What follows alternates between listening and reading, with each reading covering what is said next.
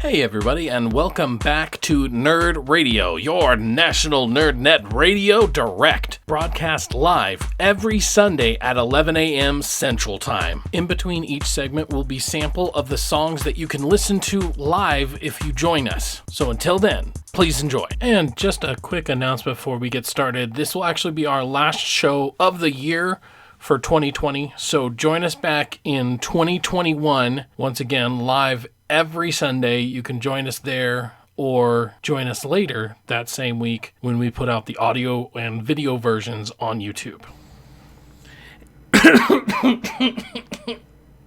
Welcome, everybody, to Nerd Radio. I'm one of your hosts, Nick. Here with me today is... It's Nate. I've done this like intro 3 times now, and I've run out of American ones. No, you haven't. Oh, the NSA's gonna get me. FBI. So welcome back to Button Mashin, the game. This is a game after all. The cast, the broadcast, the podcast, if you're listening to it later, about video games. What just happened recently, very recently, for us at least, is the Game Awards. And so we got Game of the Year, Action Game of the Year, Action Adventure Game of the Year, multiplayer game, all those good stuff. And so we're going to give our reactions on that. We're going to give our own personal ones. We're going to have our favorite parts of the Video Game Awards. But first, what have you been playing? Oh man, I am still on a high. Oh, hold on, they're not sponsored. There we go. When it comes to Ghost of Tsushima, like I cannot continue. I can't. You can't continue. Okay, good. I cannot continue. No, man, I just want to sing the praises of this game. It is impressing me every step of the way. And I actually had a funny moment the other day because one of the things in the game, as far as like the quest structure, is you come across these tales, these mystic tales. So when you're doing these quests, toward basically the reward at the end is either like a legendary piece of armor or like a legendary like combat move or sword. Okay. And so the armor that I have equipped right now, and with that last update that they did before Legends, you basically could customize your loadout. So like I have my basically battle samurai armor with like all of my perks on it that like, do fortify and stuff like that. And then I also have like an archery class and a stealth class, which is really fucking cool. And I'm really glad that they added that. But I've discovered that I really love taking out enemy encounters with the bow and arrow because, like I've talked about before, they do like a hidden morality system. Right. It's not going to tell you what you're doing is right or wrong, but it's going to make you, by the story, go, should you be doing this? And so I found a loophole to that because I don't want to fucking just come here and fight me every single time I go into an engagement. I was like, I'll just shoot him with a bow and arrow because, I mean, I'm not like stabbing him in the back. And so it's gotten to the point where, because right now I'm on a quest where I have to find armor pieces. So I have to raid like 6 farmsteads. Every time I roll up to one, I'm like that meme from Rick and Morty season 3 where I'm like, whoop, here I go killing again. Because it's just like I'm not even joking, deadly accurate with this bow and arrow sometimes. Like there's like 5 enemies in an area, I'll go like pop, pop, pop, pop, pop, pop, pop, and they're all dead. I'm like, I can't believe I just did that. Right. So that's been really fun going through. And I haven't even gotten through any of the new story, like as far as Act 2. But really, it's just that, and then something me and you both tried out, a game called Vigor. I think it's Vigor. Hey, hold on. Once more, with Vigor. Hold on. Long sip of... The way you sip water is just so detailed. It's for the audio people. Okay, anyway, so Vigor, what are you thinking about it? It's not my cup of tea. Yeah. And so, okay, so what have you played so far? So I played the shootout mode, Mm-hmm. which, from my understanding, is just basically random loadout deathmatch, because it's condensed to basically a small portion of the map, Mm-hmm. like just a small contained area, Mm-hmm. and it does that thing which I don't love, which is, you're third person, Mm-hmm. you hold the left trigger to aim down sight, Mm-hmm. and you basically just kind of zoom in, and then you press the like right stick, and then it zooms into the reticle. Deathmatch with Daisy like and Arma like controls fucking suck. No, It definitely. Yeah. sucks so bad because aiming down sight is so inaccurate. Like the recoil is insane. I just hate the way it controls. I Yeah. really do. Like I feel like in the context of DayZ, it's like, okay, this is like, I know this is this type of thing. Like, I'm okay. It's with this clunky kind of gameplay. Yeah. But Okay. when it comes to stuff like that, where it's seeming like it's trying to be more combat focused, is like, ooh, I don't like these engagements. I don't like these gunfights. Yeah. Yeah. Well, I would have to say, if all you've done is shootout is, for me, I feel like that's a mode to get familiar with guns. That to Yeah, me is it's the got a lot practice going. mode, because the real mode is the encounter mode. And so that's a lot more akin to like I hate to compare it to a battle royale, but it's much more akin to like a battle royale, but like instead of it being last man standing, it's much more about looting, looting and shooting it basically. This is much more of like a survival game, like like a 7 days to die or something like that. It's much more of a survival game that you play in 15 to 20 minute intervals rather than a battle royale. You know what I mean? So, Yeah. like for instance, there are several matches that I've had where I've gotten into the map, I've looted, gotten a ton of like really good loot. I've seen maybe one person, maybe a small little shootout. Either he dips out of there or I dip out of there. I get to an exit and then I exfil. And then that's it. And so then I take all that material that I had.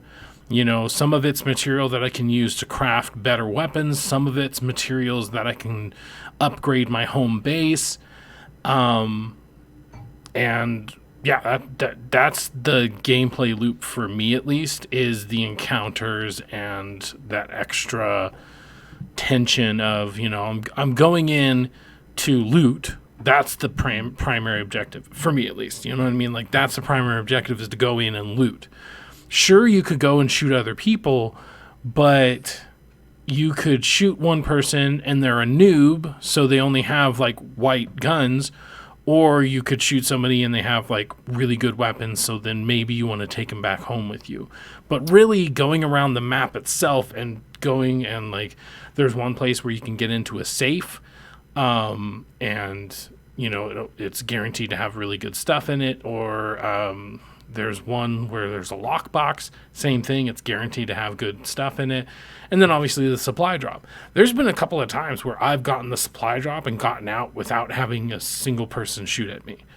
Yeah. And it's because everybody's probably on the same, or on the map, trying to do the same thing, which is just like stay away from people or whatever.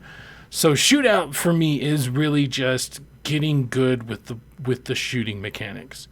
Because when it's tense, when it's like the encounters and you're taking your time, that's what I feel like this game is supposed to be. Because yeah, the shooting mechanics are not Call of Duty, MLG tournament type of controls. These are more of a simulation type of controls where yeah, the recoil is fucking ridiculous. And even if you do go down the iron sights or whatever, it's just ridiculous, right? Yeah. But yeah, to me that's what I think. So two things: give it another chance on encounters, and give it another chance with me and you playing, because I'm definitely getting into it. I'm definitely like, it's becoming part of my rotation basically. And yeah, I really like it so far. You know what I mean? I can't speak too much to like later game kind of stuff. Like, so I don't know. I haven't run into anything like that's really game breaking for me. But yeah, just going in, you know, 10 minutes, maybe 15 minutes, grabbing some shit and then just getting out to upgrade my base or whatever it's a really addicting gameplay loop. And then when I do run into people, so far I've been pretty lethal, you know? And I think that, I mean, one, the game is new, obviously, but then two, like usually I'm able to set myself up really well. I'll get prone.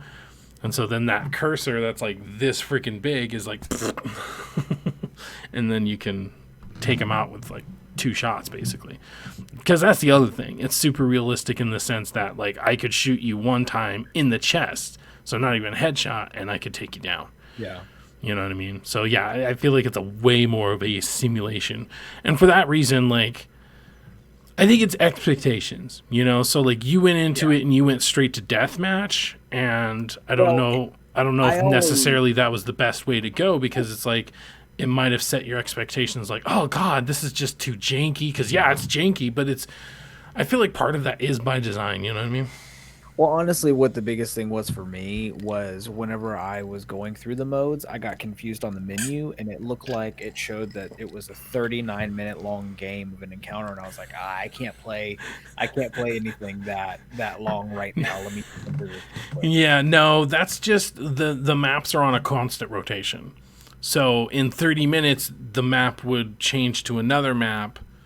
So, because I want to say they have maybe 4 or 5 different pretty big maps. Like, they're not as big as like an Apex Legends or a PUBG or a Fortnite or something. They're probably about half the size, but there's like 4 or 5 of them and they rotate through them. So once every half hour, the one on the left, you know, rotates, and then the other on the one on the right. So yeah, usually. Go ahead, sorry. Go finish. No, you finish. Or you finish. No, on my chest. Do it. Finish. Okay, well, let's go. I want to talk about, like, what is it with this free-to-play battle royale generic jank that PlayStation has? Like, have you noticed that? Like, with this, with Don't Even Think, with other games like that, like the menu system and how, like, it's brought on there. Like, it's all similar, and it all has the same kind of, like, I'm curious if it's just the way it's ported to PlayStation or what that is, but it's like I know this is from the team who, you know, made Arma and DayZ, or the original DayZ at least. Yeah. And all that stuff, and it's like, I know this has like merit behind it, but it's one of those, like, I don't know if that's a game that is better fit for PC, like with the mouse and keyboard, or with it, because that's the biggest problem with the battle royales we've had with, you know, Warzone and with Blackout and other stuff like that, is they have normalized that battle royale type of menu inventory loot system to where it's like second nature to do on a controller. Whereas I was like trying to switch back and forth between weapons felt super clunky, and felt kind of counterintuitive in some ways whenever I was trying to figure it out. And so it's like, okay, like, I'd understand this isn't what it's going for, but it's like this being, you know, so it's definitely that was my first impression of it. And now that I kind of have my expectations set, like, I kind of know it's the way where I'm going too. But I can tell you what, it looks, excuse me, surprisingly polished for, you know, what I would consider, like I said before, the generic battle royale jank. Yeah, I think for one, it is built from the ground up for consoles.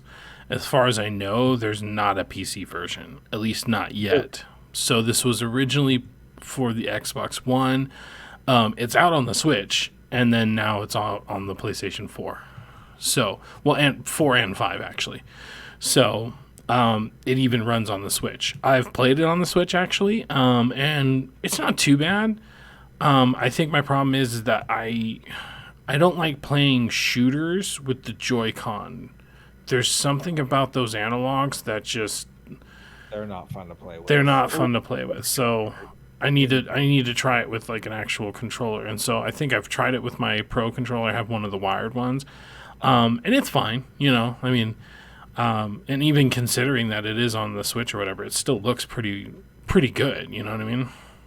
I still can't believe that DayZ came out in 2013. Holy shit. Yeah, I feel old. Yeah, I do too, because yeah, no, I'm not going to date myself like that. Yeah. And I mean, you can see the the fact that this is kind of like a spiritual successor, because the way I described it is, it's not necessarily a battle royale. Calling it a battle royale, I actually think would be doing it a disservice, because that puts Fortnite into people's minds, that puts Warzone into people's minds, puts Apex into people's minds. And those are built from the ground up to be shooters. I would say that this is not necessarily a shooter. It's a survival game. And so given that its lineage is DayZ and, Arma or whatever, it's like now it starts to make sense. You know what I mean? Because it's like, this is not good shooting mechanics. I hate to say that because I do like the game, but these aren't good shooting mechanics. However, it's like I reviewed Hunt Showdown a couple years ago, or I guess a year ago at this point. I reviewed that, and ever so often I'd get a comment in the comments basically saying about, I heard this game is just so janky and the controls are bad. And I'm like, I don't know. Like, to me, I don't expect a revolver to shoot like a regular gun that I'm expecting to shoot in a Call of Duty game.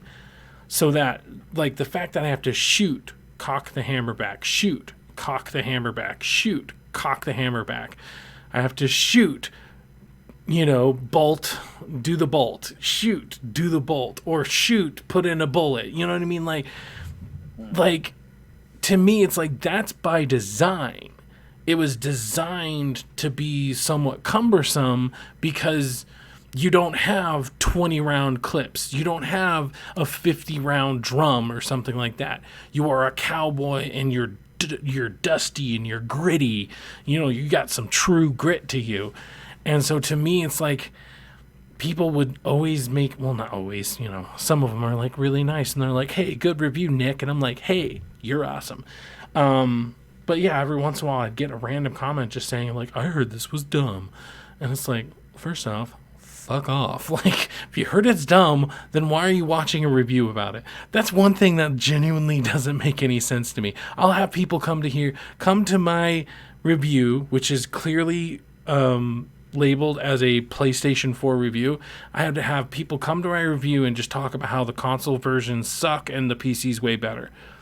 Why are you looking for my fucking review?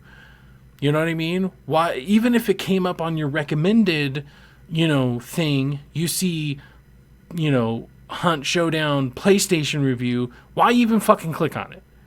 Just so you can make your snarky ass little remark or whatever. It's like, I'm just trying to do something here.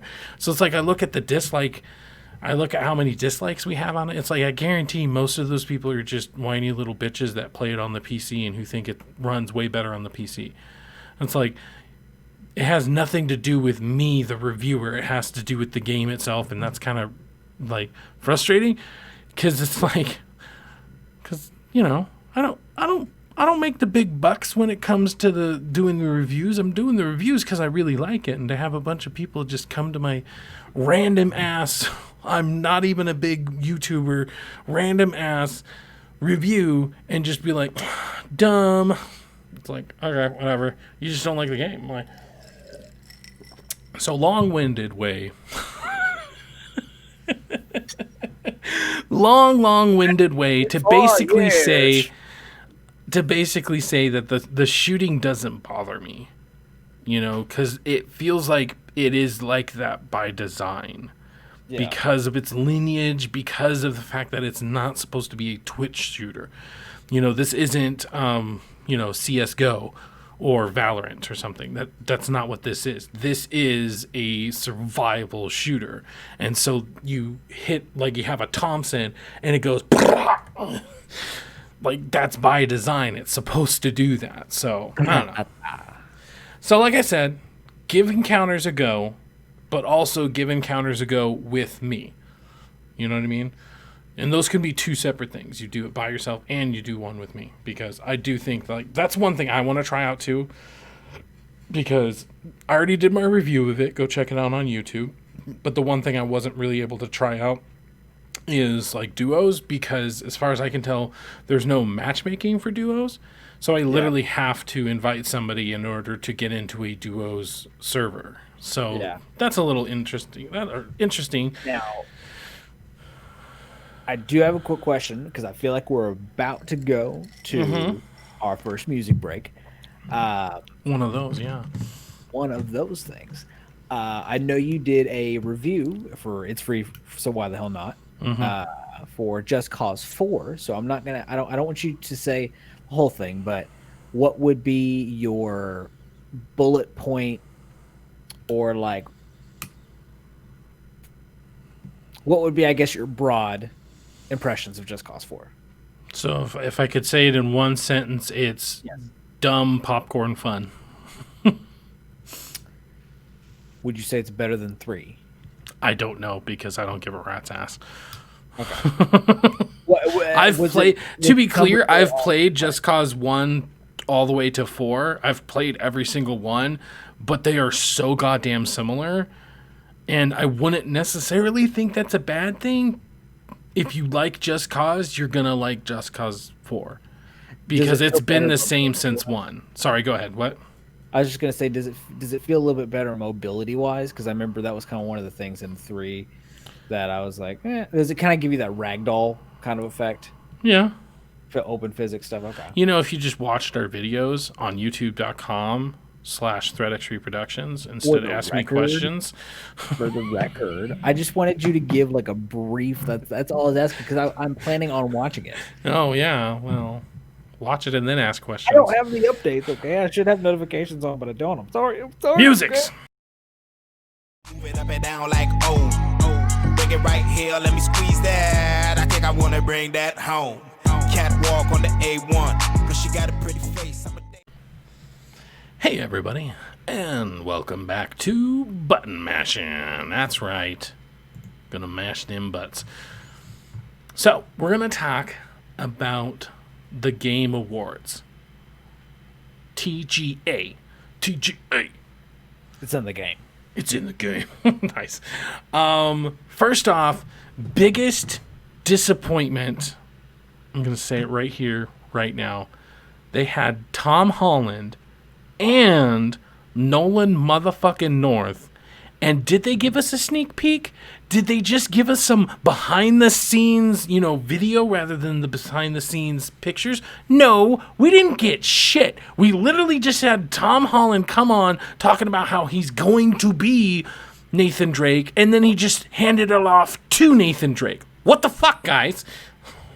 Yeah, missed opportunity big time. Huge missed opportunity. When I heard Tom Holland and Nolan North were going to be there, I literally texted you, "Aw, shit, we're going to get a trailer or a sneak peek or something," but nothing.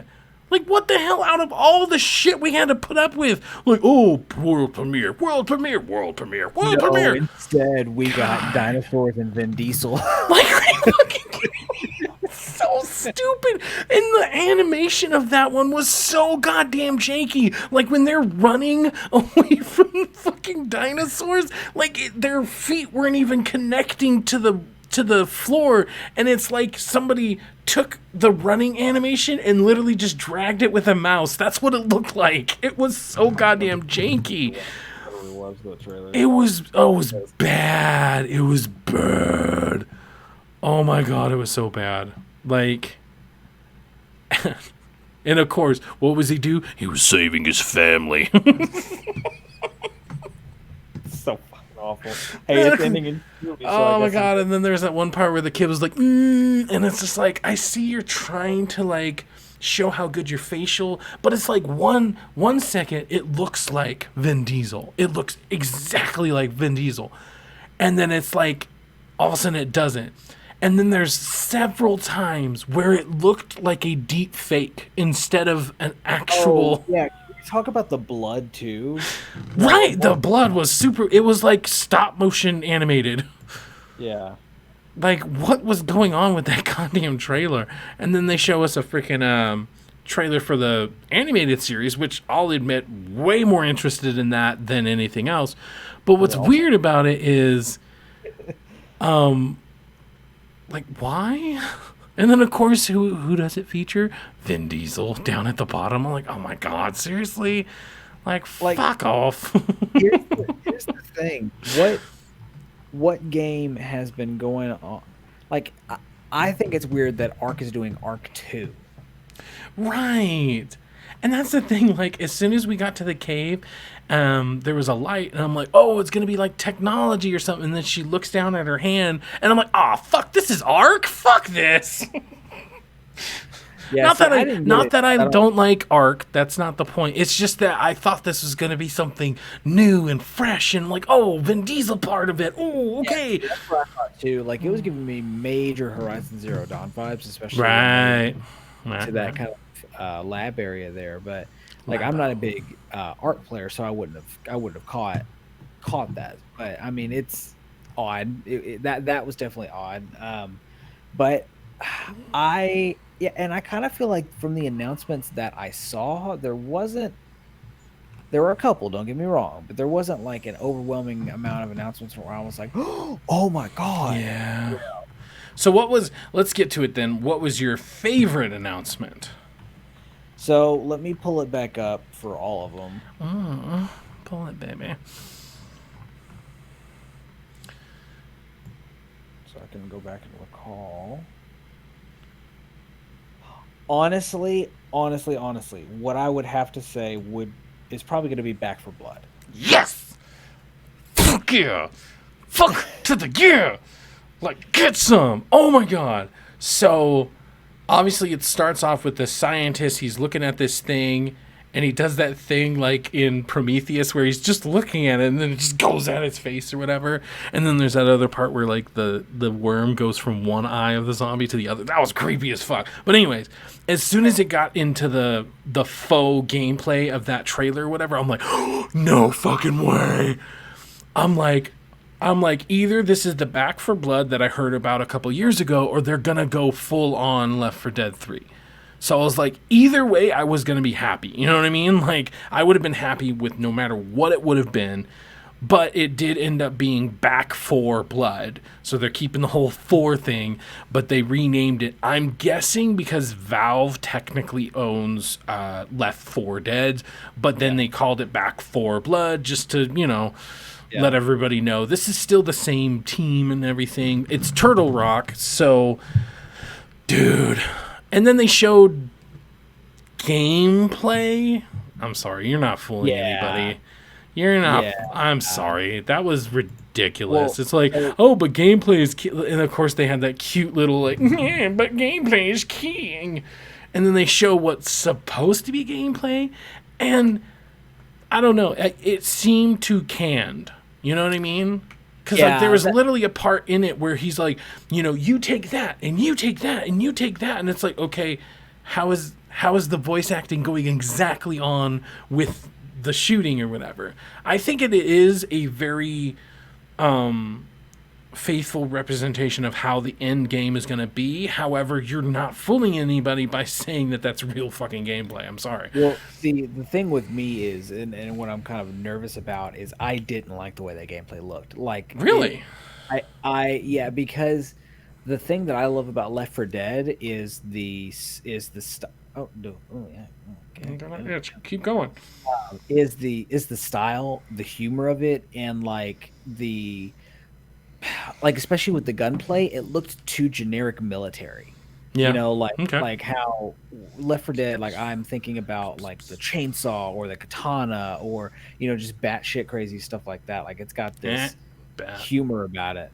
Right. And whereas this, like I didn't like how much, like I wish there was more weapon variation. Like if they would have shown off a different style where it's like, shotgun. Oh, here's this giant fucking axe. Kind of living. Well, I mean, up this more isn't Dead Rising, motherfucker.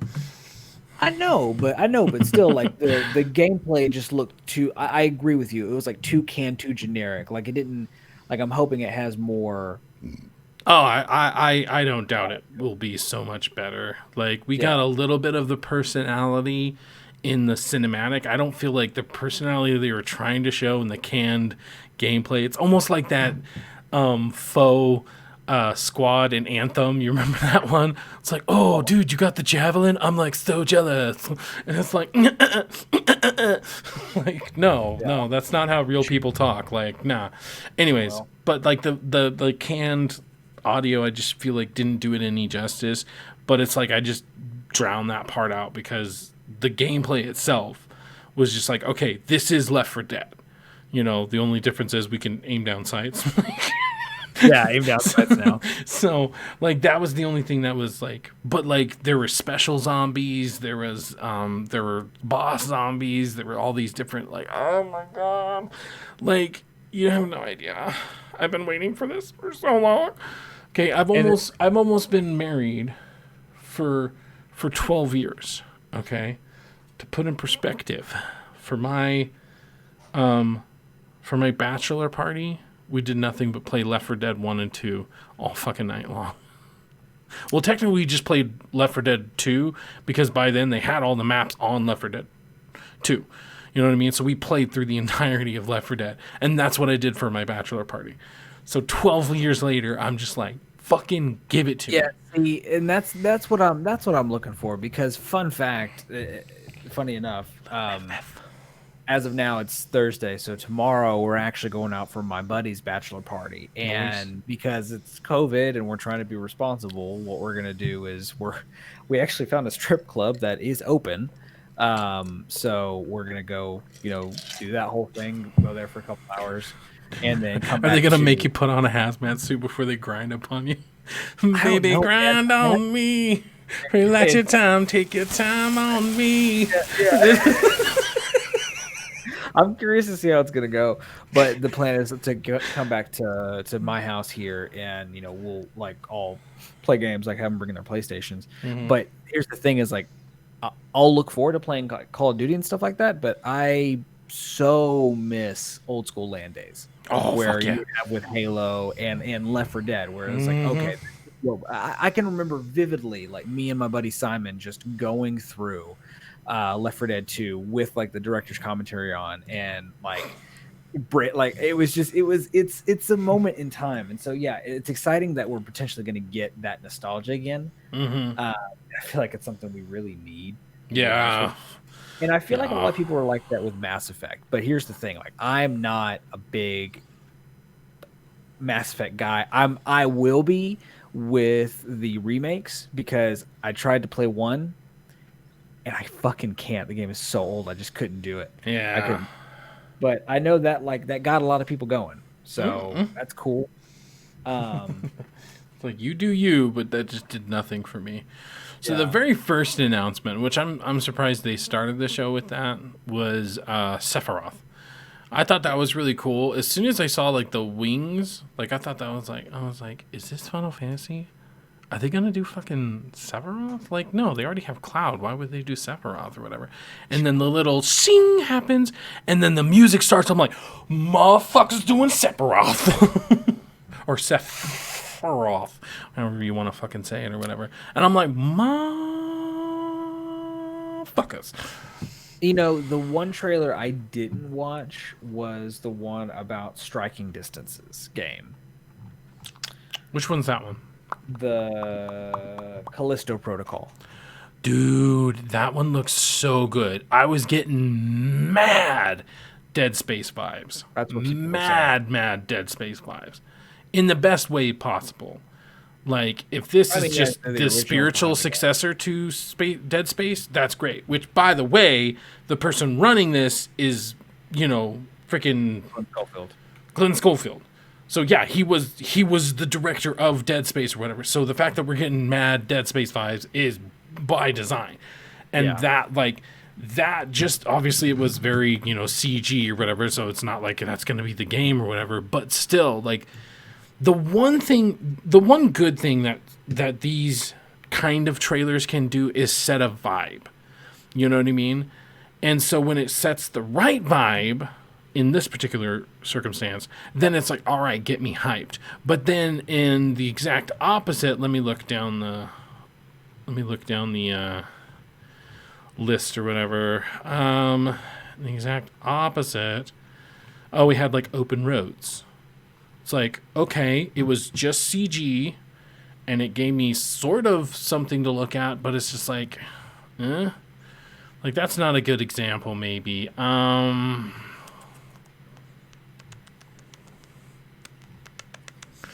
guess there's not a good one this time around. But, like, in the past, we've had, like, when the first time we saw, like, Skrull, Shadows Die Twice, like, that gave us absolutely no indication as to what it was about. Ooh, you know what? Here's a good example. Perfect Dark. I have absolutely no attachment to Perfect Dark. I have no idea what Perfect Dark is really, other than I know they're shooting and you can take cover. Like, that's it. That's all I know about Perfect Dark. So for me, having a little drone fly through this fucking building or whatever did absolutely nothing for me. It did not set the tone for the game. It didn't show me information about what I'd be doing in the game. It didn't do any of that. Whereas on the opposite end, you have, what was the game we were literally just talking about? Oh, Callisto. That one gave me a clear vibe. And even though it didn't show me anything that could even resemble gameplay, I know that this is going to be a survival horror by the vibe it made me feel, by the feelings of nostalgia of Dead Space that it made me feel. And it's like they did that by design, because then what happened right afterwards? They had motherfucking Schofield on there. So it's like, yeah, they did that on purpose. You know what I mean? A couple of surprises. Endless Dungeon looks like a really cool one. Just this kind of roguelike. It looks like maybe a twin-stick shooter-esque kind of thing, but maybe some RPG as well. A really big surprise that I actually really want to see more of is Evil West. Did you see that one? No, I mean, I saw it in the breakdown, but I didn't see the trailer for it. Yeah, it's pretty fucking badass. I'm not gonna lie, I was watching it and I'm like, are we getting another Dark Watch? Please tell me we're getting another Dark Watch. Don't take this from me, world. And then it's like Evil West. I'm like, whatever, that's Dark Watch. Like, you can't tell me that's not fucking Dark Watch. Like, let me show you something. Type in Dark Watch. Okay? It's a video game. Oh, it's one word, by the way. Dark Watch. Look at that, like, front screen or whatever. Or not screen, but, like, yeah. Look at that. That cover photo. The cover photo. Look at the cover photo and how he's basically an old Western steampunk cowboy looking motherfucker. And then you look at this guy and it's like I was like, ooh, Dark Watch? Are we getting another Are we getting a remake? What's going on? Oh my god! Like I was legitimately freaking out. I'm like, oh please, just give me another Dark Watch, or whatever. And for anybody who understands that deep cut that I'm giving right now, you are a boss, just like me. Yeah. Sorry, the one that I find is random, but I think is kind of cool, especially with what they did with Kratos, is the fact of fucking Master Chief coming to Fortnite. Yeah, I'm gonna say Fortnite hyped it up way too much. Like, I believe I was listening to Kind of Funny Games, and like they were talking about this tweet or this blog, or I can't remember what it was, but they were basically talking about how Fortnite was basically advertising this next season to be like the biggest thing they ever done. Well, we just got done killing Galactus, right? So how can there be anything bigger than Galactus? And so then we have Kratos. Awesome. Fucking awesome. Master Chief. Okay, cool. Yeah, sure. And then The Walking Dead. And it's like, okay, so we're just doing pop culture? That's your next big thing is pop culture? Like, you've always been pop culture. You know, so I feel like they just overhyped the hell out of it, because to me it's like, it's cool, don't get me wrong, being able to play as like Daryl fucking Dixon and shit. Like, yeah, sure, sign me up. But like, that's it?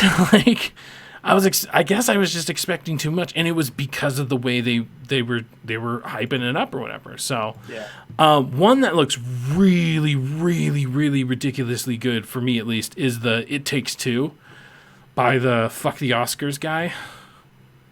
Oh yeah, for A Way Out. Yeah, from the A Way Out guys. So it's basically like it's either a couple or it's a husband and wife, and they're going on this journey together. And just the way the trailer was, the song obviously they chose, It Takes Two, and like the gameplay, and I'm just like, like I slept on A Way Out, and I feel like A Way Out was right up my alley. That was a nick-ass game, especially with something I could play with my wife, and it wouldn't be that, jarring for her, you know what I mean? Same thing here, I could play this with my wife, and it just looks really cool, and I could see, especially since it's about a couple, essentially, I could really see this being a like sweet and endearing story or whatever. So I'm genuinely excited for that. Yeah, honestly, apart from that, there wasn't really a lot. I mean, I know they had an Among Us announcement for a new map. Yeah. Call of Duty, I know, basically detailed out what was going to be in the first season. Okay, so let me know what you think. I'm going to give you my impression. Let me know what you think. I'm kind of 1,000% disappointed. The fact that we're basically getting Arkham Island. That's what we're getting. To me, that seems so fucking lazy. We could have gotten a whole new map instead of being in Verdansk, or even if they just had Verdansk, but then they plopped down Nuketown somewhere in it, or they did something. But instead, we're getting a smaller, more claustrophobic battle royale. And it's called some other island, but it's fucking Arkham. Arkham. Not Arkham Island. You're thinking of Alcatraz. Alcatraz. I was wondering. You kept saying Arkham. Alcatraz. It's Alcatraz. That's what it is. It's called something else, but it's 100% Alcatraz. So that's what we're getting. We're not getting this big, expansive new map or anything. We're not getting... And I mean, maybe it's my fault, because when they said that Warzone was going to share between Warzone and Modern Warfare and Black Ops, when they said that, I did kind of expect a whole new map or something. So maybe that's my fault. But even still, only doing Alcatraz seems super lazy. So that's my hot take. What about you? I'm excited to try it, honestly, because sure, yeah. Alcatraz, I get what you're saying, but here's the thing. Alcatraz, I preferred, honestly, much more over the Blackout map itself. I really, really did. Because, like, I liked the more chaotic nature of it. I really hate the downtime in between, like, trying to find someone. That tension fucking kills me. I can't stand it. So, if it's a more concise experience like that, I'm honestly, like, looking forward to trying it. I am way more excited about all the other multiplayer stuff that we're going to be getting, to be honest with you. And the primary one being fucking Raid. We are getting Raid. Yeah, that's definitely one of the top tiers. Now, the only thing I have to disagree with you is the map for Blackout, I think, is awesome. And that's because I've always been a Treyarch fan. So for me, that entire map was just, Treyarch's best hits. You know what I mean? Right. No, could it have been done maybe a little bit better? Maybe. But I guess maybe that's what I would have liked out of Warzone. I would have liked a second chance at the Blackout map. Something that was way more put together or something like that, What I'm more saying is in Black Ops 4, I liked the frenetic nature of Alcatraz. Oh, I get it. Yeah. I get what you mean, especially because there was even like respawns. You could have respawns on that as well. So I totally get what you mean.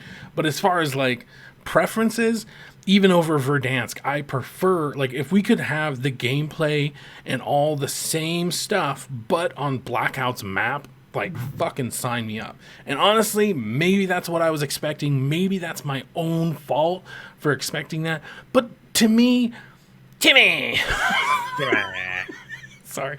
To me, it was just like, that's all? That's all we're getting is the island?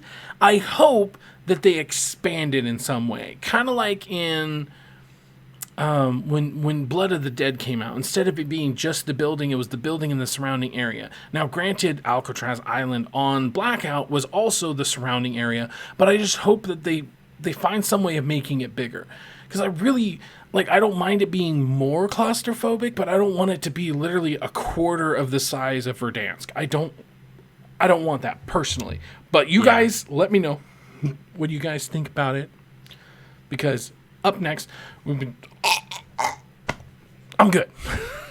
Up next, we're going to be talking about our personal favorite games of the year, you know, the video games of the year, everything like that. We'll be talking about that next.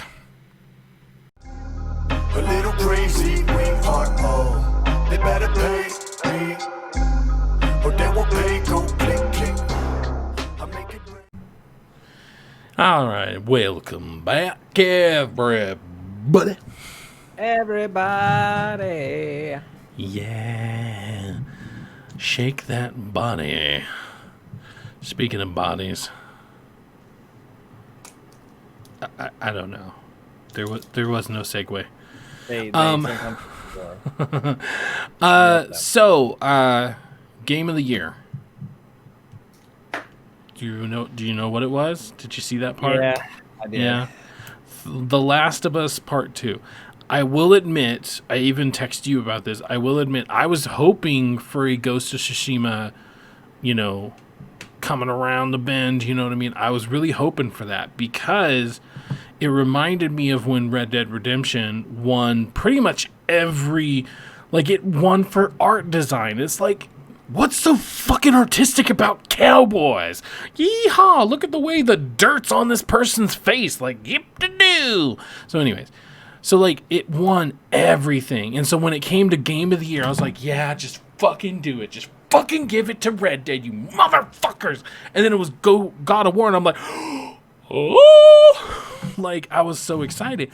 And so I felt like there was a chance that this was going to go the same route, where it was going to be Last of Us won everything, and the reason it won everything is because people knew that Game of the Year was going to be Ghost.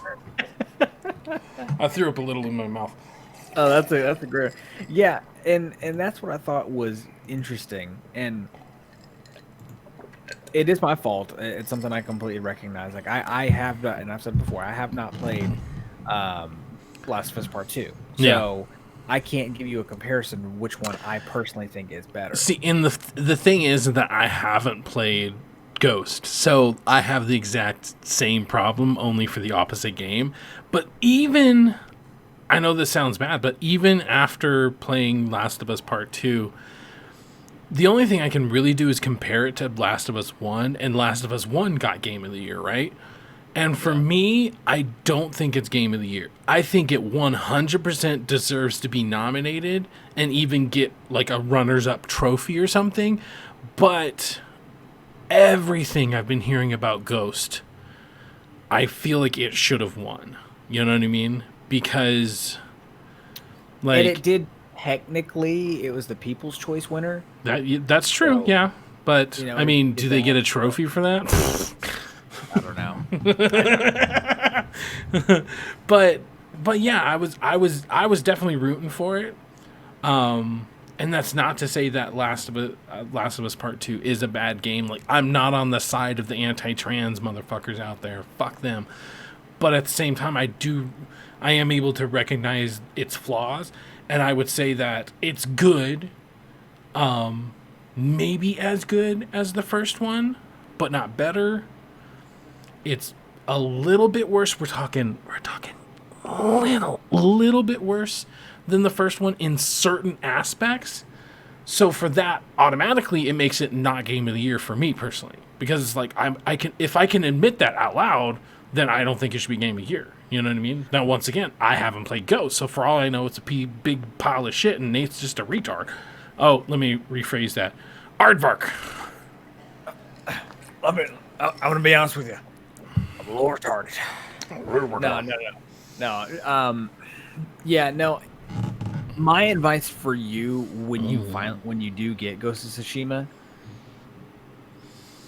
I went into it hearing that it's best to go ahead and like do all the side quests, complete everything, to experience the game in its full, and which I do agree with.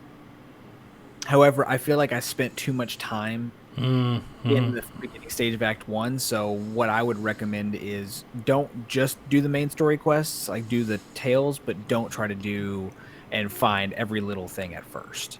But what's nice about it, and it kind of goes back to direction, which kind of, I guess, going into more of it a little bit as far as, the winners themselves. Last of Us Part 2 also won for game direction. And I again can't speak to that. So if you think that is definitely of merit. I think that's definitely something that they deserved, because if we're talking about from like a performance, but also from storytelling or whatever, it definitely had some weird storytelling beats, which is part of its flaws. However, pulling off what they did pull off, as far as from a storytelling standpoint, is also like a masterpiece. You know what I mean? Once again, is it as good as a masterpiece as the first one? In some ways, yes. In some ways, no. So it's a weird debate to have. You know what I mean? Like, so, and that's why I almost wish Ghost would have had it, because it's like you're saying, by giving it an award, you're saying it's just as good as the first one, and it's like, I just don't know if it is. I don't know. Anyways, which Ghost did win art direction as well, which is awesome. And I guess to a certain extent that makes sense, because it there is more art to it, like when you have like the blossoms falling on the ground and stuff. Absolutely beautiful. One thing I'm gonna say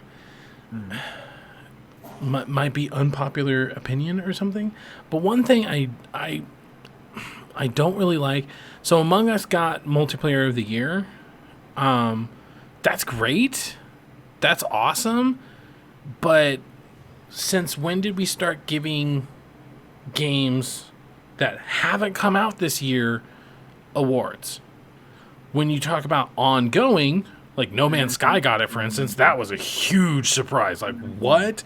Who even voted for this? Like, I have not seen a single Kotaku or GameSpot or IGN article about how, hey, No Man's Sky is really good now. Like, I haven't seen... But anyways, getting off topic. It's Among Us technically came out 2 years ago, in 2018. So did it come out for mobile this year, and that's how they were able to get away with it? Because I genuinely don't understand how it even got nominated. Now, if you want to talk about best ongoing or best... I can't remember what else it was nominated for. But it's like, if you want to talk about like best community, like something like that or whatever, like that makes sense, because we're no longer talking about a game that came out this year. But you're talking about best multiplayer of the year, and it's Among Us, and it's like, but it didn't come out this year. I want it to win all the awards, and I want it to be recognized for being so obscure and then suddenly coming into the spotlight. I want it to be recognized for that. But it's like Mortal Kombat 11 Ultimate winning for fighting. It didn't come out this year. The Ultimate sure did, but and then by that same merits, Street Fighter 5 Champion Edition. Like, Street Fighter 5 came out, 5 fucking years ago? Like, that, I don't care if it's a new version of it. It's fucking DLC, okay? So why the fuck are we nominating it for the best fighting game of the year? Obviously, because not a lot of fighting games come out, but still, it's like, goddamn. Yeah, I wasn't surprised on like things like the VRAR Half-Life Alyx winning, which I think it deserves. I think that game deserves to have Game of the Year or Best VR Game slapped on it. Definitely. Now, yeah, it was kind of one of those cases where the majority of the times that Last of Us Part 2 was in the running, it won. Right. It won Best Action Adventure, Best Narrative, Best Performance, which was from Laura Bailey, who played Abby. Hey, Abby! I'm trying to see what else. Audio design, which from what I hear is well deserved. Heard the audio design was really excellent in that game. Yeah, I mean there wasn't a lot of what's for the one for the disabled? innovation and accessibility. Yeah, there you go. That one. They totally get that, because if you go to the accessibility, the menu goes on for days. Like there's so many things you can do to make it way more accessible for people who can't see. So for people who can't see colors, for people who you know what I mean, like so much. So they definitely deserve that. Now you and everyone else who is talking shit about like Microsoft Flight Simulator, that's weird. I fucking the fact that was the winner makes me laugh. Well, see, you know why it was the winner? Because if any other games were gonna take the vote, it was split between maybe like Gears War and like Wasteland 3 or something. Like let's just hypothesize, you know what I mean? Let's say that there are those two that are actually fucking simulating or strategy games, and then Flight Simulator, which is the only one of its kind. So votes that were split between any of the other games, like Desperado 3, Wasteland 3, Gears, whatever, those were all split, in my opinion. But Microsoft's Flight Simulator, that's the only one of its kind. So I don't fucking get it, okay? It's just a goddamn flight simulator, okay? You know what you could do? I could go to Google Earth and do the same fucking thing. Well, that's the thing that was so cool about this version is the fact that they utilized Google satellite maps so heavily, like the same exact system that Google Earth uses, like they used in the game. So that's why. Okay, so let's talk about the overall experience, because obviously for the pandemic and the fact that, you know, nobody was actually there,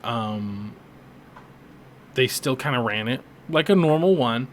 I genuinely don't know if it was canned applause or if they had like the crew say or clap and stuff. You know what I mean? Like I genuinely don't know, because after certain things there would be applause and stuff. I'm like, so are there people there? Like I'm genuinely confused. I mean, honestly, what usually could hold, you know, 6,000 to 10,000 people, maybe they just only had 1,000 people, so there still could be cheering, but still, it's just a little confusing. So yeah, I don't know if it was canon. But what was your overall thoughts on the presentation? I think they nailed of it. I think that this is, you know, we both used to watch like the Video Game Awards, like on Spike.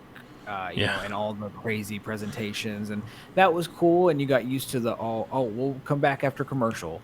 And I know like the Game Awards over the past few years kind of went through a rough patch as far as figuring out what its style was, and I think they finally nailed that platform. The fact that the thing was 4 hours long, I don't know.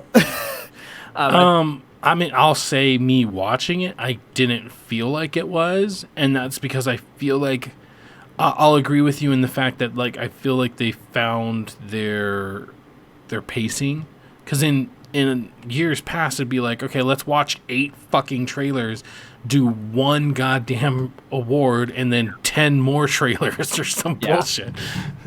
Yeah, no, it was very well paced out. But I also say that in terms of the 4 hours long, and that's just more the adult in me, you know, because I can remember watching them like on Spike and things like that. They were only like a couple hours long, and so it's like, you know, oh, okay, yeah, like, you know, I'm off work, or you know, at the time, like, you know, I'm out of school, you know, we'll watch it what's on. And whereas now, like, I basically worked from 3 to 6 almost, like, just constantly on the phone. I didn't really have a lot of downtime. And working I had 3 my buddy, to 6. I had my buddy blowing up my Twitter for all of the Star Wars Disney announcements, and at the same time the Game Awards were going on, and it's just like, okay. I guess I'm gonna have to catch up on that, huh? Because I want to say I've seen some new. I'm gonna have because I've seen some footage of like Loki and some footage of. but just like passing through Twitter. So yeah. Check it. I think for me overall, like I do feel like they found their pacing. I feel like if they did this exact same thing, but obviously next year maybe we can actually have a crowd and more real life people. I honestly think they did a really good job as far as just making me feel like. And they also made it very accessible. Like I just got I had gotten a notification around the time. I don't remember exactly what time it was, but it was from TikTok. It was like the Game Awards is live, and so they even had you Gen live Z chat and your and TikToks. they even had the live chat and everything going through TikTok. So I mean, they basically made it to where not only was it the accessibility options they were talking about, like Twitter, YouTube, Twitch, TikTok, like they made sure they were on every single platform. So I mean, they nailed as far as like I think audience capture. Yeah, good.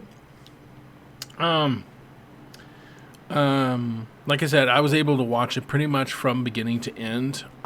So me particular, I feel like the pacing was good.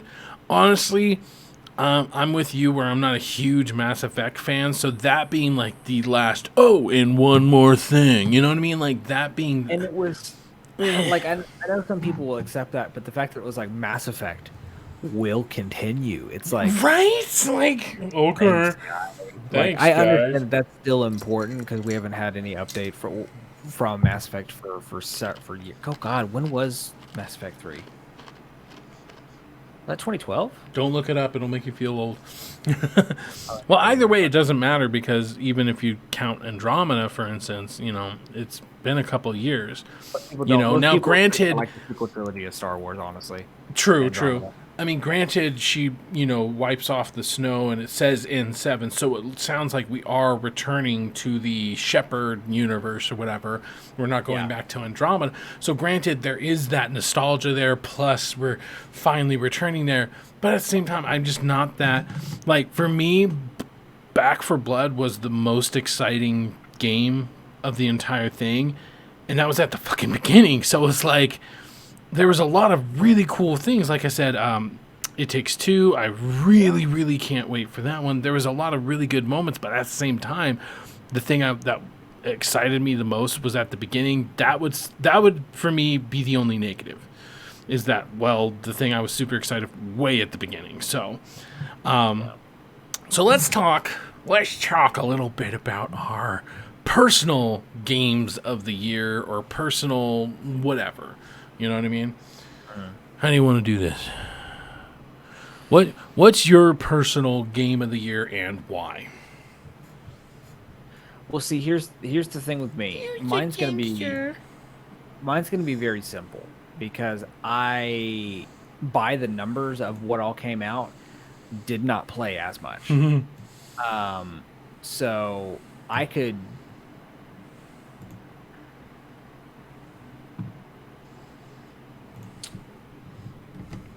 As you can probably imagine, what I'm going to say is Ghost of Tsushima. That is my game of the year. Yeah. Because I enjoy when a game can not only surprise me, but continue to impress me and continue to surprise me. And the feeling of getting lost in a game when you were just kind of like, because I'll be honest, in the beginning of the game, I had those moments where it's like, I feel like I'm doing this because I feel like I have to. Like, I'm not really enjoying what I'm doing. Yeah. Now I am. And once that clicked, it was like, oh, okay, this game is special. This game is so special. What? It's special. Sorry. I thought about it. Oh, I'm sorry. I'm sorry. Lord, I apologize. And be with starving pygmies down in again. Amen. So let's see here.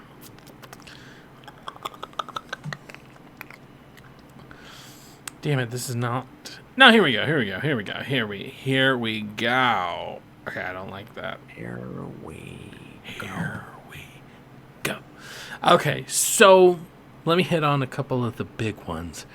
Doom Eternal. I mean, give me a rating really fast. What would you say? Doom Eternal? Yeah. 8. Yeah? Okay. I'm going to just agree with you because I haven't played it. Last of Us... Part 2.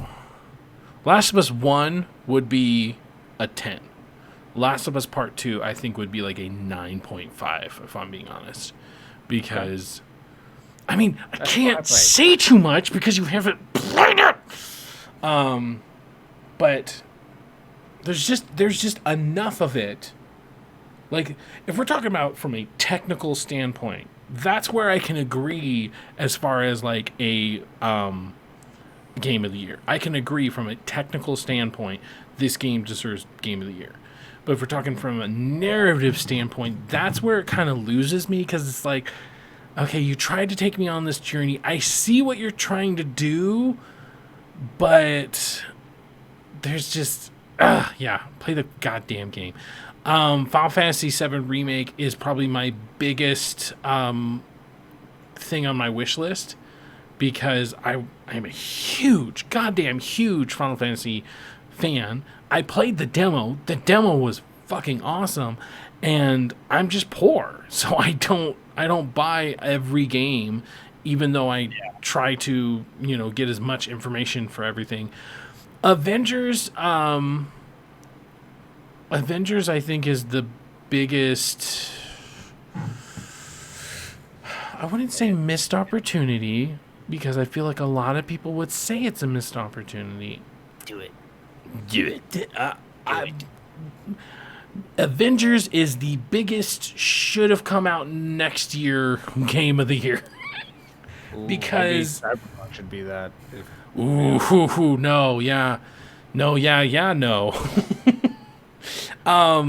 Here's the thing. Cyberpunk would have never, ever in a million years lived up to anything that people were expecting. Granted, bugs and stuff, and that sucks. Well, the fact that it's almost not playable on current gen as far as base PS Xbox Ones are, that's a big issue. Oh, for sure. Yeah. But I mean, just like, so a bit back to Avengers, because it's something I played. I really feel like it's underappreciated, because like there's a lot of criticism about like the gear and how, you can't see your gear, so it has no attachment. Like, I can see where you're coming from, but I don't agree with it. Then there's like the multiplayer, and it's super repetitive, and it's like, once again, I can see where you're coming from, but I just don't fully agree. Like, there's definitely some that I really think they should have done differently. Like, for instance, there are some multiplayer, for instance, that we will go into, for instance, Jesus. No, there are some multiplayers that you go into this lab, you kill a bunch of enemies, and then suddenly it's done. It's so abrupt that most of the time it catches me by surprise. Like, I'll kill the last enemy, and then I'm like, oh, that was it. Oh, okay. Oh, okay. All right. So from that perspective, I get where they're coming from.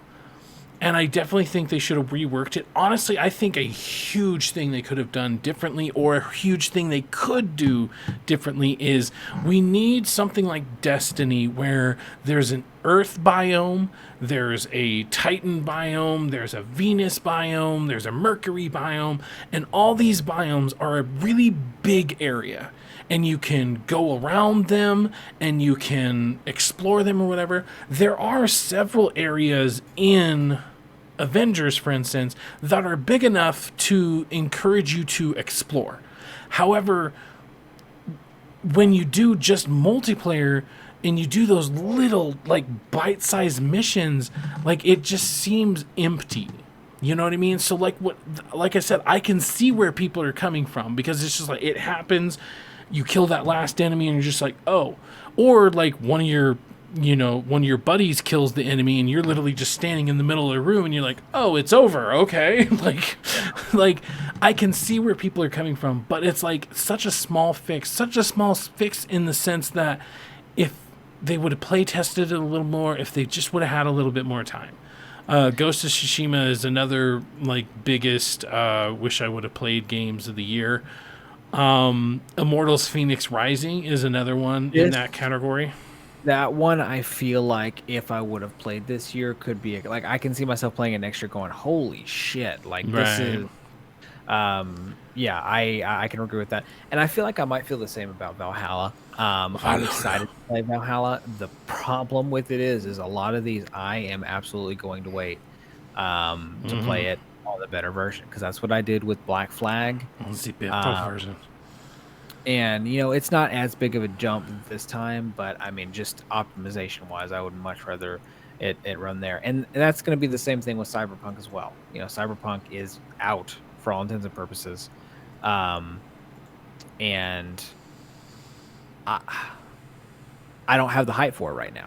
Yeah, you don't have the energy for it. I really don't. Yeah, and like hearing everything talking about issues as far as bugs, like, makes me go, okay, I'm fine. I want to play this game when it's in a finished state. So I'm not. It doesn't really hurt my feelings. Animal Crossing, I don't think either of us could really speak to. I mean, I've played it, but genuinely, I don't know what I'm supposed to do next. I've gotten to a point where, like, because me and my daughter kind of play it offhandedly together, and I genuinely don't know what to do next. Like, we could walk around and catch fish or catch butterflies and stuff, but I genuinely don't know what to do next. I know that I could craft something to help me craft something else, but then I don't know how to get those things that help me craft. Like, it's so fucking stupid. Now, for you, what about Cold War? Cold War? Cold War is probably one of my game of the year, just because of zombies alone. Like, I fucking love zombies. I mean, if we're talking like first-person shooters, I would say Cold War wins first-person shooter of the year, like, hands down. I love Warzone, and that comes in like this far close to Cold War, but Warzone is Warzone, and Cold War has zombies, plain and simple. You know what I mean? So for me, like, yeah, like, that's one of the main reasons. I love zombies. I can't wait to see where they take it. You know what I mean? Where does it lie in your whole, like, spectrum?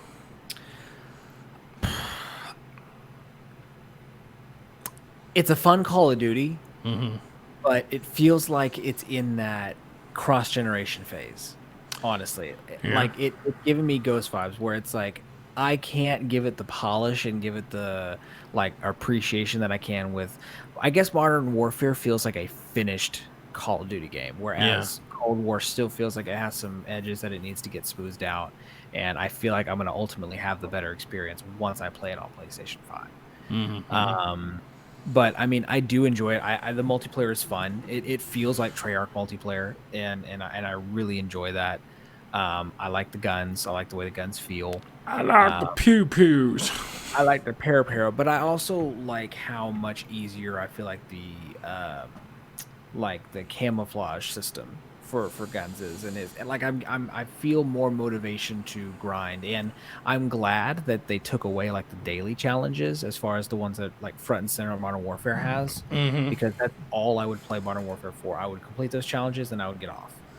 Well, they got rid of them, but I mean, let's face it, it is obviously going to come back. Well, I mean, they're there, but they're not like front and center. Like, okay, gotcha. You have, like, it gives you a good collection of challenges, so it's given me the incentive to play more of the game and go. I haven't, unfortunately, but it is fun. If I were to rank it. Well, see, it also feels incomplete to me because I'm not playing the campaign. Like, usually I play all the modes of a COD to really enjoy it as a whole, but it's like I'm waiting specifically to play it on PS5 for the campaign. Yeah. So. So what would be? Oh no, you already said that would be yours. What would be your biggest disappointment of the year? Biggest disappointment. Ooh.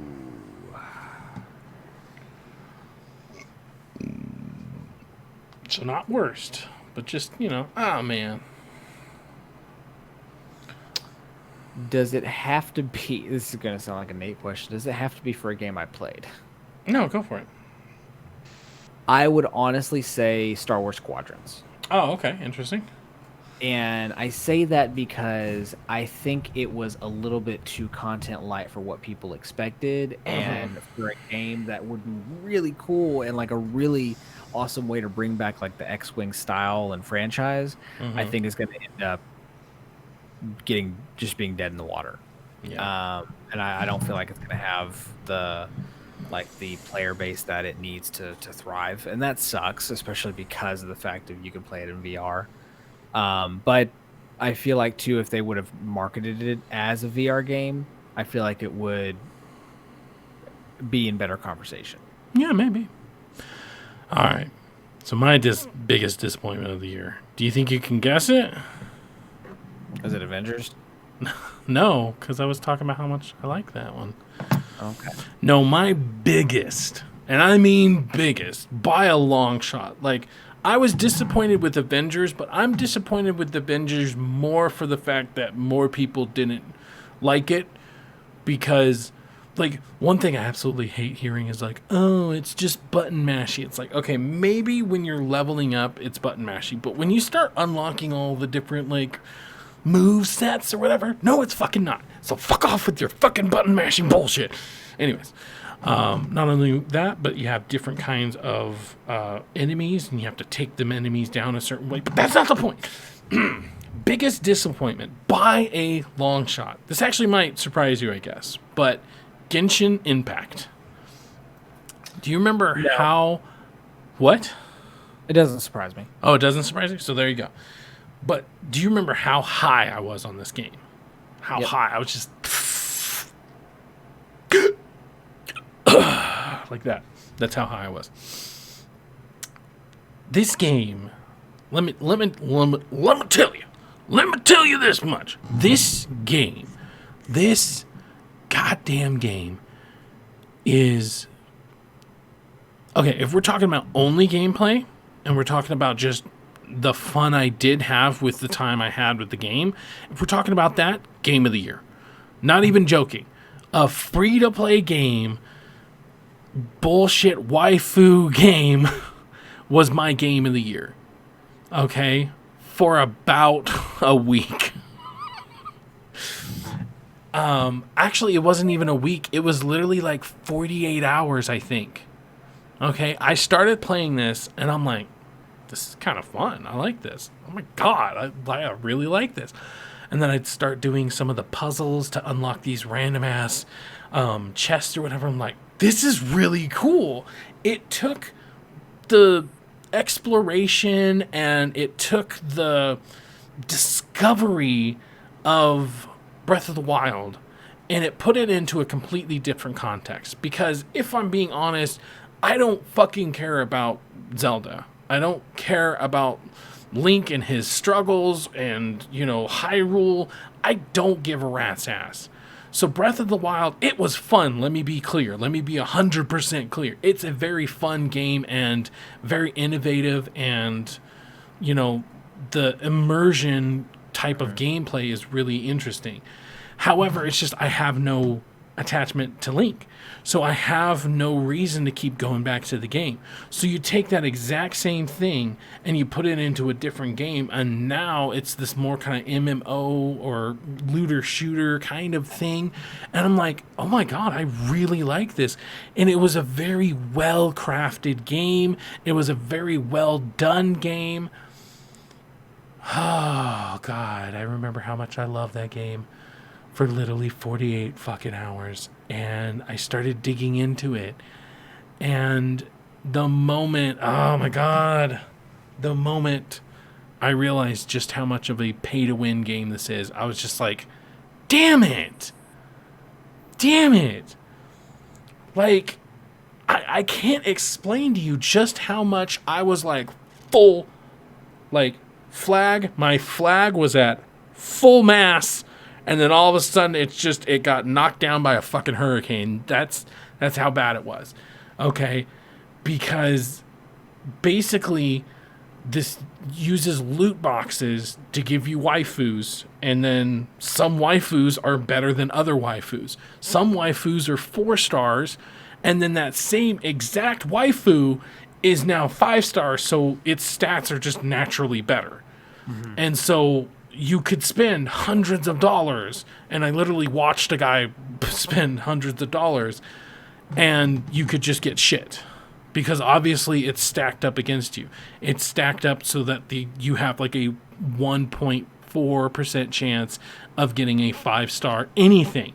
And you could get a 5-star archer and you don't even use an archer or something like that. Or not archer, but bow and arrow or something. You could get a 5-star book and you don't use any mage that uses books or whatever. And genuinely, when I discovered that, which, how did you not discover it? Like, I was just having fun with the game, you know what I mean? Like, I was having so much fun, and usually when I enjoy a game, I start looking into it, and I start looking at how it's made, I start looking at what other people are thinking about the game, and it really didn't take that long to find the seedy underbelly of dipshits willing to spend hundreds and hundreds of dollars on this fucking game, and I'm just like, damn it, okay? And I was willing, to a certain extent, to look past that. I was like, you know what? It's fine. I'm not going to personally participate in the waifu gambling mechanics, so it doesn't bother me. Then we talk about the multiplayer, okay? The multiplayer isn't fucking multiplayer. To me, it's this tacked on thing that they just threw together so that they could convince other people to play, so that if you were playing my game and I had a certain character, you would get jealous and go spend more fucking money. That's honestly, I feel like, the only reason that there's even multiplayer in this. Okay? Because when you teleport into my world, you can't interact with anything. Uh-huh. You can't open up a chest. You can't do certain things. Now, if I interact with something in the world and it spawns enemies, obviously you can help me out with the enemies. You are essentially my squire that just follows me around. Wow. You're not your own character. I mean, you are your own character. You bring your character in or whatever. Okay? So that was bad enough, right? But then on top of that, you couldn't even do co-op until level 16. 16! Now, I'm sure if I would have mainlined it, I probably could have gotten it in, like, let's say 4 or 5 hours. But it took me 12 to 15 hours grinding to get there. And by the time I had grinded up to 16, that's when I started finding out about the loot boxes, and I was at level 15, and my buddy Kevin, he talks to me about all the things you can't do in multiplayer, and I'm like, why am I grinding? I'm grinding to not play a game with you. Yeah, that almost kind of reminds me of my hands-on with Shadow of War when it came out to PlayStation Plus last month. Like, I'm curious to see how it would have played with the loot boxes in there. Now that they're taken out, it's just like, I don't know how I want to play it. Like, I don't ever want to play this game because I get distracted by all the things it tries to do with the system. And so it's like, okay, sure. Yeah. Man, I can't explain the high and the immediate low that I felt from this game. Because, once again, I firmly believe that this would have been my game of the year. It would have been my game of the year, and or it would have been narrowly beat out by something else. That's how high on this game I was. I loved this game. I was in love with this game. And for them to just completely dismount and faceplant, because I'm okay with microtransactions to a certain extent, and I'm okay with even loot boxes to a certain extent. But I have my limits, and that limit is pay to win. And when you put swords, when you put artifacts, when you put tangible things that can affect how you play the game, when I can have this badass 5-star sword that I got because I spent money on it, and meanwhile you're playing the game and you have a shitty ass sword, and, like, you know what I mean? Now, could you get that 5-star? Yeah, you could probably get that 5-star. You would either have to be extremely lucky or you just never would. Because there's a lot of stuff that happens in the background of like loot boxes. I am almost convinced that if you pay money, you get a little bit extra bump in a chance of getting something rare. Because when I did spend a little bit of money, I did like a month for free. Or it does. There's like a month. It's $4.99. You get like 600 crystals, and you get like 90 of the in-game currency, which eventually you can spend on the loot boxes or whatever. You get 90 a day. So I did it. I did that 5, and when I spent money on it, which therefore I had the crystals, and so then I spent the crystals on the loot boxes, I felt like I got more stuff out of that. The next 20 boxes, I got maybe 1 or 2 4-stars. Meanwhile, when I spent money on it, suddenly I had 3, 4 4-stars. No 5-stars, mind you, but still, it's like I feel like I was getting way better stuff when I happened to have spent money on it. Right. And now I don't know if that's because I was lucky. I'm not saying that they're doing something shady. However, what's stopping them from that? They could tell you on the website that you have a 1.4% chance of getting a 5-star. They could tell you that, but who the fuck knows? Right. You know, are you telling me that if I do 100 things, one of them is guaranteed to be a 5-star? You know what I mean? Like, I don't know. I don't know, and I'm not willing to know, because something that's pay to win, it just completely degrades the overall game itself. Because yes, I was having a lot of fun. Yes, I would have probably still had fun until the end of the story quest, but I would have hit a wall and I would have stopped flat because I leveled this character up to the highest level it can, but guess what? It's not a 5-star. So suddenly I'm encouraged to spend money. So, God, yeah, I cannot just explain just how much it sucks, but that's my biggest disappointment for that reason alone. Could have been Game of the Year, but then it's just like, we want money. And it's so weird because this type of game and or whatever is completely accepted and actually praised a little bit in other cultures, like in Asia, you know? And it's like they're not only okay with it, they actually like, they're called gacha games or whatever. They like these type of games. And I'm just like, why? Why would you? I don't know. So yeah, we're going way over because I decided to go on a ranty rant. So thank you guys so much for joining us for Button Mashing. What is your guys' biggest game of the year? What is your biggest disappointment? What's your biggest surprise? What game did you play that you're just like, whoa, I didn't even hear about this game. I decided to try it because it was on sale, and it ended up being like really fucking good. So let me know down in the comments, in the chat, wherever you want. I was Nick. And I was Nate. Thank you guys so much for joining us for Button Mashing, and you have yourself a good day. I'm the Venus for your Mars. I'm the healing for your scars. I'm the nighttime for your stars. You don't have to look so far. Watering the family tree, ever after happily. If the earth falls to the sea, in your arms is where I'll be. We already